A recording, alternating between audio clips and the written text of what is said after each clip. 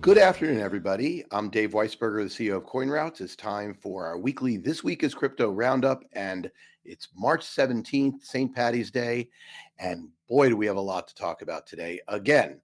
So last week came and went, and last weekend, the Federal Reserve decided to do an unprecedented action to bail out bank depositors.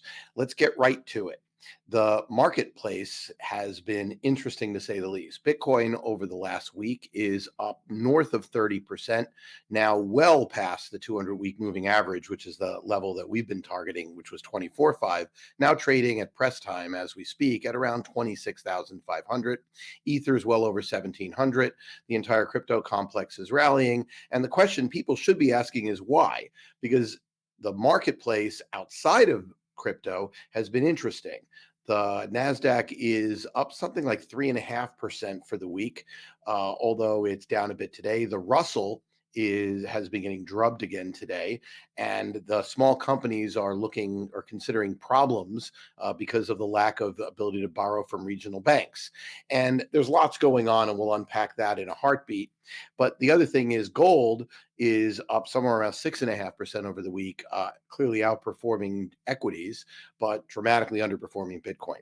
So what is actually happening? What's actually happening, and you can tell it from the title of this, To Infinity and Beyond, is we have quantitative easing by a different name.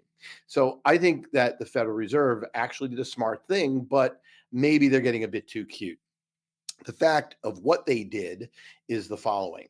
They created a program which will backstop liquidity. What is being allowed is banks who have loss-making or losing bets on bonds, so their bond portfolios, of which there's somewhere around $4.4 trillion in treasury bonds and other bonds held by banks.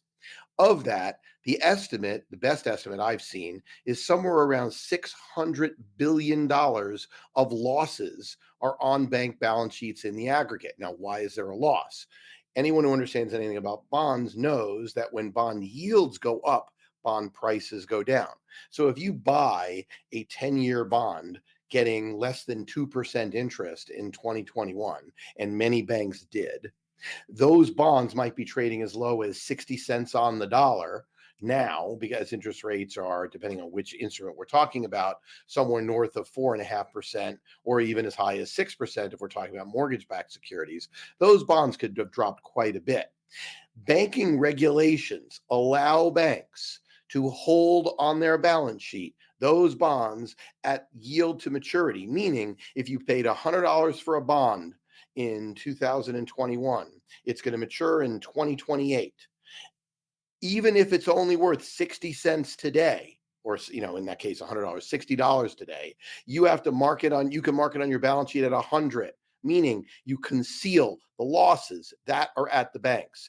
This is why the powers that be believe they had to bail out depositors, because if they didn't, then all the regional banks, in fact, all the banks in the United States that are not systematically important financial institutions, so-called SIFIs, otherwise known as the too big to fail banks, could potentially have experienced bank runs, because depositors, not knowing which ones have balance sheets with massive holes, couldn't trust them and would want to be the first to get their money out. So that's why they took the action last Sunday after my last recap. It's one that I actually think makes sense, except for what it does is, in the words of Caitlin Long, is it's turning the Fed into the world's largest leveraged lending facility. I'll phrase it differently. It's quantitative easing by a different name. So while they may still continue to raise rates next week, at the same time as they're raising rates, they are potentially creating a flood of liquidity into the banking system. Now, to make matters more interesting from a crypto perspective, Arthur Hayes wrote a brilliant article today. I'm not going to attempt to summarize it, except to say that his theory is, now that the Fed has done this, it's going to force all the central banks of the world to do something very similar, lest banks in other jurisdictions become non-competitive, suffer bank runs, etc. We already saw the first salvo in that the Swiss National Bank effectively lent $54 billion or some ridiculous amount to stave off the bank run of Credit Suisse. So we're seeing enormous amounts of liquidity being opened up and flooding into the system. So where is that money going to go? Well, is it going to go to companies that are still being affected by higher interest rates? Is it going to go into speculative assets in the NASDAQ? Maybe. But Bitcoin is the most obvious. Why? Because as I said last week, I believe that this crisis is creating the second Genesis effect, Genesis event for Bitcoin. People are losing trust in a banking system that requires more and more propping up for it to survive. So that's why we've seen what we've seen. And frankly, I'm not remotely surprised to see us up at 26.5. I will actually be surprised if we don't tag the 28 to 32 range at some point in the next week or two. I was kind of hoping that the market would stay calmer and allow a bigger, stronger base to build. But even today, we're starting to see those green shoots of speculation. And that insofar as we're seeing derivatives trading at a premium as opposed to at a discount to the spot markets. So it's entirely possible this could be yet another false run up before the ultimate groundswell that will take place. I am forever committed, or far more committed than in the past, to my overall bullishness on the asset class.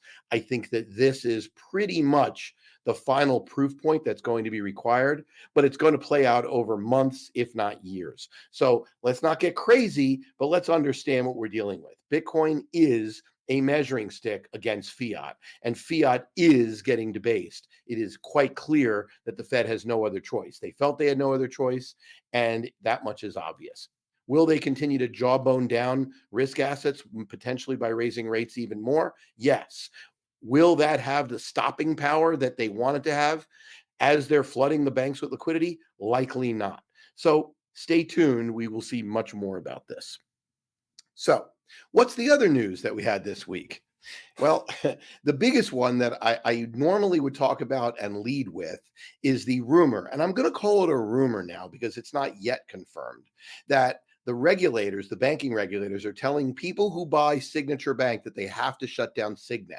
This on the heels of Barney Frank of Dodd-Frank fame saying something that I thought I would never hear. Now, no one's going to accuse Barney Frank of being a Republican, or no one's going to accuse Barney Frank of being a libertarian. He is a compensated board member of Signature Bank, but he called the shutdown of Signature last Sunday as a political hit job. He said they were still solvent. He doesn't believe that it was done for any reason other than to create this faux blame of crypto on this whole banking crisis, which is absurd, completely absurd. But it's exactly the way the rhetoric is trying to go. So they're trying to say that banks failed because banks took too risky bets and didn't understand it because they did too much with technology and too much with crypto firms. Once again, let me phrase this simply: bullshit. Any politician who says that crypto or even the tech route has at the core of this banking crisis is lying to you. We know what the core is. It's, as I said a few minutes ago, $600 billion in mark-to-market losses from banks that bought long-dated bonds to reach for yield in 2020 and 2021. Now, part of the reason why the Federal Reserve and other regulators do not want that narrative to be the key narrative is because they're the ones who told them to do it. They kept saying inflation is transitory. They kept saying yields are going to stay low for an extended period of time. And in fact, that's what the expectations were. So all the banks who decided that they needed to reach for yield did so believing that the Fed had their back. When the inflation crept in and then crushed its way in by 9-10% price rises to the average American household, all of a sudden Powell felt like he needed to turn off his dovish radiance and kind of rip off the shirt like Superman and turn into Paul Volcker to say, I'm going to crush this. Unfortunately, the people who are most crushed are the banks that the Federal Reserve is supposed to be one of the biggest regulators of. So that's what got us into this. But here we are.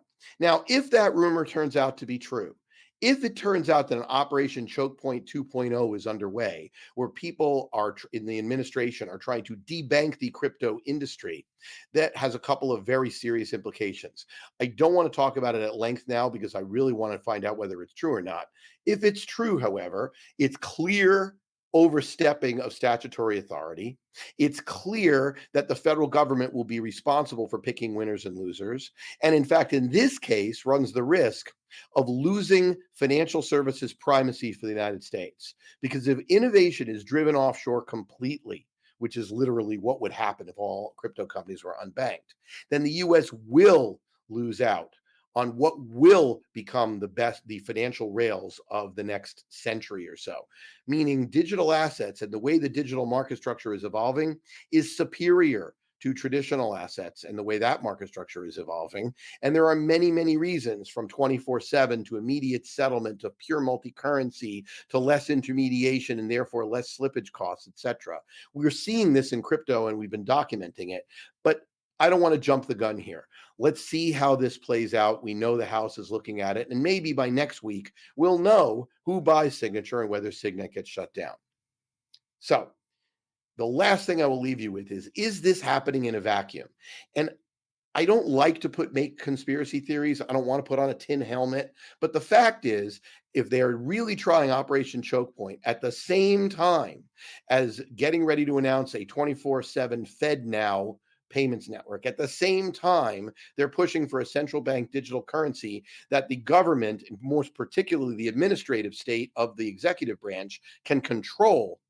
It's pretty hard not to want to connect those dots. Let's be clear. Great tweet I saw this morning from Dan Held. Bitcoin is freedom, CBDC, central bank digital currency, equals slavery. That is ridiculously true. It is also not hyperbole. Giving the Federal Reserve and or the administrative state the ability to decide who can spend, who can't spend, who could be shut out of the financial system, what businesses can be blacklisted, and giving them the immediacy to do it like that with no court review, with no due process, that is a risk. And I've said it on multiple venues. I will continue to say it. But a central bank digital currency pushing aside what's going on in the private sector in crypto would be a travesty and about the most anti-American thing I can imagine.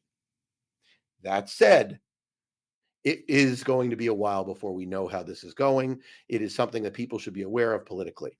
What I'm not going to talk about this week, even though it's happened again, is we have yet more examples of our friends at the SEC declaring everything a security, more rumors that they're going to be attacking exchanges and other people to try to shut crypto down at the same time. And if that is true, it's really part of the same narrative. But for now, let's focus on the banking situation. Let's focus on what the Federal Reserve is going to do next week. Let's focus on what actually is the resolution of Signature Bank, and let's see. But in the meantime, I wouldn't be caught short Bitcoin at any point in this, although it's entirely possible that we could have rallies that get overextended and falls back towards what is now support in the 24 to 25 range. It's interesting how that happens, but I would be surprised to see it break that support until we see how all of this plays out. So that's enough for today. Have a great weekend, everybody, and stay safe out there.